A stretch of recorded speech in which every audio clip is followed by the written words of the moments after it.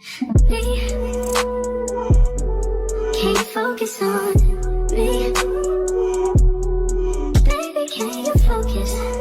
What's up, y'all? It's your girl JJ and I'm back with another video. So I'm coming at y'all with a new segment, y'all. We're about to try something new and I finally got a few stories. So y'all, I want to do some of the stories that I received and we're gonna call it Confessions with Jay. I like that, y'all. I'm so obsessed with that name.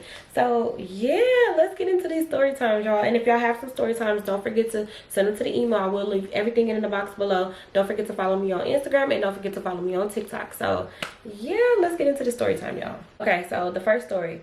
She said, "Hey J Bae, thank you for reading my story. I love you so much, girl. Your videos get me through a lot. I thank you for that. I swear I see you as a big sister. Keep doing what you're doing. You're amazing." Thank you so much, boo. Like, I love you so much. I appreciate you too. Okay, so yeah, so she says, "Okay, here's my story. I met this guy on Facebook. We'll call him Keem.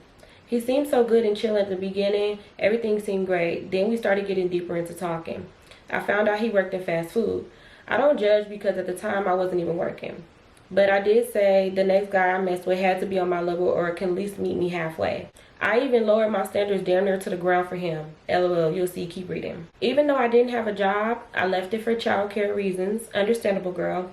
Keem didn't have a car, so I wasn't really going for him because I didn't want to be nobody's taxi driver. He also was an alcoholic, but we'll get into that later. Please don't judge. The talk game had me good, sis. LOL. Girl, we no judgment over here. We listen and we don't judge. One day he explained to me that he had been taking taxis to work and catching rides and it was really hurting his pockets, blah, blah, blah. Somehow I got manipulated into being his ride. He lived like 15 minutes away from his job, but close to 30 minutes from me.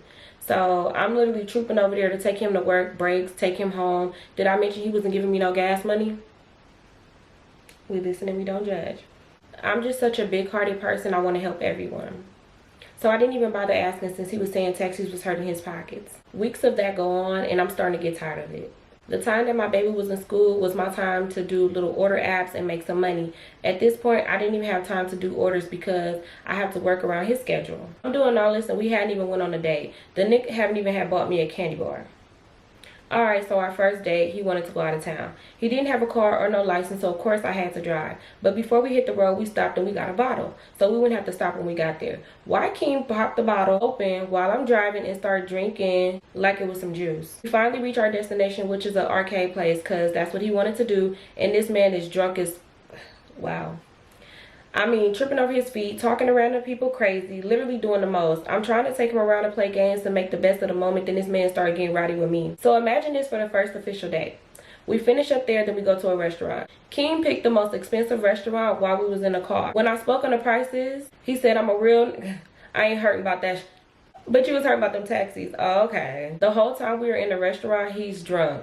Talking loud about opposite races, screaming about how high the prices is. Baby, I was ready to go. I finally convinced him to leave, and this man says we're staying at his family's house that's in that town. Before we was even going, he said he booked us a room. At this point, I'm tired. I'm just ready to go to sleep so I can go home. We get to the family house and he's still drinking and acting a fool. It was so bad I left and went to go lay down. Why this man come in a room trying to hump, call me another girl's name. So we argue about that for a few and then I say, F it, I'm going to sleep. The next day we get up to go back home.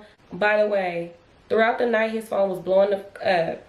So I made a mental note of that. Okay, so boom, 2 days later, I check my messages on Facebook and I see a request from someone with the same name that man was calling me. I open it and I see her sending me screenshots of him on her Ring camera, their messages, and her coming to me as a woman and all. This is so long, so I'm going to send a part 2 if you're interested. This is just the beginning. The Keem story gets crazy. Girl, yeah, we want part 2 because I want to know what she was saying in the messages. I want to know everything because... oh my God, it be like that, man. As soon as you start liking him and you start doing something for him, you start, you know, really just be open. It always be something. But I want to know why she came to you as a woman. What, like, what's going on? Was that his girlfriend, baby mama? Like, what's going on? Like, girl, hurry up and send that part 2 because I want to read it on the next episode of Confessions with Jay. So yeah, y'all, leave your thoughts below. And don't feel like you, okay, and another thing. Never feel like you're dumb because of situations that you went through. It's just learning experiences. That's it. Next time, yeah, no, don't deal with no man that ain't got no car. For real, because it's a learning lesson. You're not dumb. It's just a learning lesson. But next time, girl, don't be out here playing with these men settling because they wouldn't do the same. All right, so the next story. Okay, so this one says, hey Jay, I love your channel. I've been down since 400 subscribers. Oh my god, girl, 400 subscribers? That seemed like that was just so, like, it seemed like it was just yesterday. Oh my goodness. Okay, so let me just say how proud I am of you, how far you came. Thank you so much, boo. I love you. I never submitted a subscriber story time, but I got plenty and I would love for you to read mine. Oh, girl, that's so sweet. I love you so much. Thank you, boo. Thank you for trusting me to read your story too. I love you. I really love you. Okay, so, but this is going to be the story of how my ex crashed out over me. It might be long, so I might have to do different parts, but let me start off with the name of him. My ex is going to be Trey.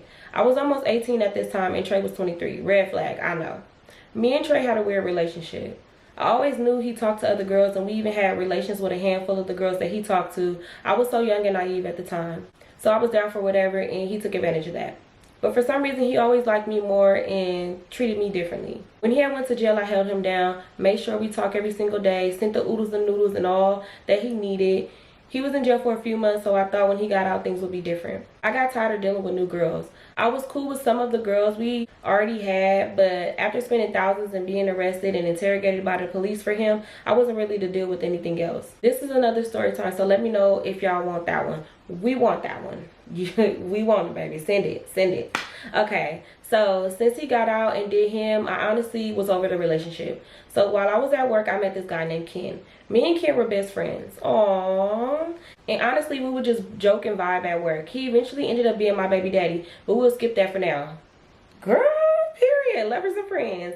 Okay, so I started really having feelings for Ken, and I asked Trey what he wanted to do, basically. It was either we were together or he can continue to be in these streets. Of course, him being a man, he wasn't trying to hear it. I probably said it the same thing 1,000 times, but this time he didn't know I was serious. I didn't want to keep catching feelings for Ken and still in love with Trey, but once he said he was going to keep doing him, I mentally moved on.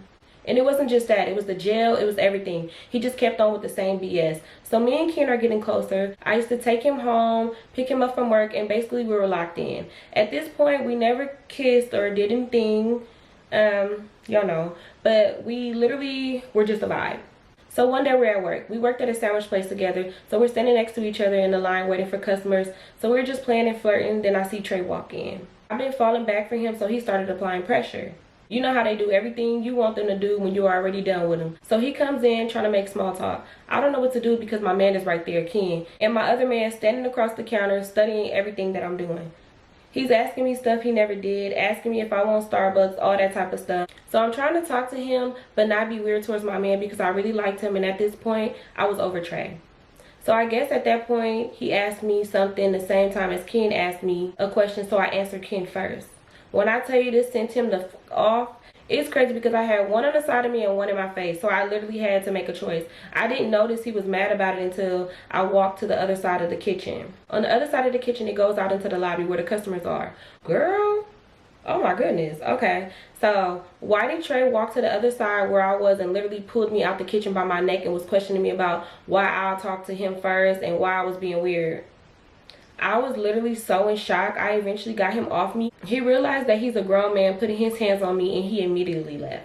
Trey can be really dangerous, so I remember the rest of the shift he was texting me, threatening me, and I was scared of what he may do. Ken was mad at me, but he still wanted to make sure I was good. So we continue on what we always do, which is hanging out after work and me taking him to and from work. A few days go past and my manager calls me in saying that she's seen Trey walking back and forth on the side of my job and also driving back and forth. We were in a palm colored area, so the coworkers always noticed him. I knew he could be dangerous, but I kept on explaining to him that I gave him a chance. He didn't want to be faithful at all and even told me that because I was a mixed female and he was a fully black man, he didn't want to have kids with me. Wow. Which is crazy to me and honestly hurt my feelings, and is the main reason why I really moved on, because I wanted kids. But even though he didn't want to do what I asked, he started stalking me. One day after work, me and Ken decided to go to his park in his area. I used to bring all my there. I can't even lie. So Trey had already been there with me before. So I'm walking through the park and eventually we go back to my car and go home. I parked in a spot I never parked in before. So while I'm walking down the hill with Ken, I'm looking at this car parked near mine. I see dread, so I automatically remind me of Trey, but I was thinking there's no way it's him. So we keep walking and the man turns his head and it was Trey in his car. By the time I realized it was him, He's hopping out of his car asking Ken if we're hunching over and over and over again. At this time, I don't think we were. So all he's saying is, no, this is my best friend. Trey didn't like that. So he pulled out a pew-pew and pointed it at Ken. Girl, I don't even remember what I was doing. I just know he ended up running off, and thankfully nothing happened with the pew-pew. Wow. With Trey's history, it could have ended a lot worse. But at that point, Trey got in the car with his friends and pulled off. Ken ran down the street and thought I was missing, so he panicked a little until he found me. As you can imagine, he was pissed off with me. Basically told me to pick a side. He had his friends involved and didn't want either one of them to get hurt behind some BS. I eventually picked Ken in the end, but I still had to settle business with Trey. So I agreed to come to him and have a conversation. Trey was begging me back at this point. He was willing to do everything I begged him to do for the past year. And if he would have done it a few months earlier, I honestly think we would have still be together. But when he was in my face crying, I felt nothing. I felt so bad for not feeling anything, but then again, all the months I cried didn't mean anything to him. Eventually, Trey was so mad at me that he just stopped trying. He ripped all the pictures I sent him in prison. He was sending me pictures to let me know he was done. I was relieved but nervous because he can be violent. And I failed to mention we lived 4 blocks away from each other at the time. But eventually he left me alone and I started dating Ken heavy. Me and Ken aren't together anymore, but we do have a 3-year-old now. Aww. But before I had my son, he got booked and released on some tree. While he was in jail, he seen Trey, but thankfully nothing happened. This all happened around 2019, so I've talked to Trey in 2024, and he thankfully can see where he was wrong now. The nigga is still in and out of jail, but that's besides the point. But there's my story. I have a lot of more crazy stories, but I hope you guys enjoyed this one. Let me know what you would have done in this situation. Girl, I feel like every woman has went through a situation where a man, like, crashes out, try to come back, and it'd be like, dang, but when I was crying, you didn't care. And I feel like that's a moment where you really have to be strong. Like, you really got to be strong and just look at the person like, yeah, no, I'm cool. Because I feel like I always tell people during a breakup, yeah, you got to be strong, but you really have to be strong when they try to come back. Because when they try to come back, they say any and everything to get you to come back. Oh my God. But I don't even know what I would have did in this situation. First of all, he was crazy. You know, you're pulling out pew-pews for what? Why are you doing all that? It's not that deep. Like, if I don't want to mess with you, I don't want to mess with you. Like, calm down. So, I don't know. I really don't know what I would have did in this situation, but I would have been scared. I'm not even going to lie. I would have been terrified. But thank goodness I got a lot of brothers. So, yeah, I wish it would play with me like that. But yeah, y'all tell me what y'all would have did in this situation. Okay, so we're gonna read one more story, y'all. This is gonna be the last story because this video is already about to be a little long. So yeah, this is gonna be the last story, y'all. So let's see. Hey girl, I already changed the names of everyone. Thank you. So it was around my birthday. I'm a Capricorn like you, girl, period. December Capricorn. Okay, she said a December one too. But okay, yeah, it was actually a few days after, and my 3 friends decided to give me a room. Oh, child, hold on. Okay, she said, I'm not gonna lie, did it all, popped. Everybody was feeling good. My homegirl ended up leaving because she wanted to go be with her man, my best friend, a boy. It was his first time, so he was really zoned out to himself, wasn't really paying attention to nobody. So me and my other homegirl, Taylor, always had attention and kissed before, but we never took it to that level. Oh, okay. So we decided that she was going to act like she left with a dude, but really she was going to be in the bathroom and we was going, yeah. Oh, okay. Yeah. Okay, so I was going to act like I was in the shower because I didn't want my best friend to know. So we ended up getting in the shower for like 4 hours with the water running. Oh my God, girl. Okay, so mind you, it was around my birthday, so I had a red wig on. The color of the wig was getting in the water, so the whole tub was red. Keep that in mind. Fast forward a couple days go by, I'm sick as hell. It's kind of hurting to pee. Okay, so I'm like, what the fuck? I never felt that before. So maybe another day go by and I'm like, nah, I need to go to the doctor. At this time, I was still with this boy and I'm like, what the, he burnt me. So I'm telling him to go get tested because I think you burnt me. I go to the hospital and the doctor dead ass looked me in my face after examining me and my vajayjay and was like, yep, it looks like bees. Y'all know what I'm trying to say. Y'all know bees. Okay, so I instantly started crying. I'm calling my grandma like, oh my God, I got bees. I can't live with it. I'm just crying. I ended up telling Taylor and she said she was having the same symptoms. So I'm like, wait, what the? So she ended up going to go get tested too. So the dude's results come back. First thing they said was negative. I'm asking Taylor, like, what man you slept with that burnt you and you burnt me, and I'm pissed off and all. So I'm like, I'm finna have him get tested too, because what the whole time I'm praying to God, like, please, please, please, God, don't let me have that. I promise I won't ever be irresponsible. God, please. We all done did that prayer before. Oh my God. Everybody, we all done did that prayer. Ah, man. Okay. So she says, I'm having my grandma pray for me. Grandma, please.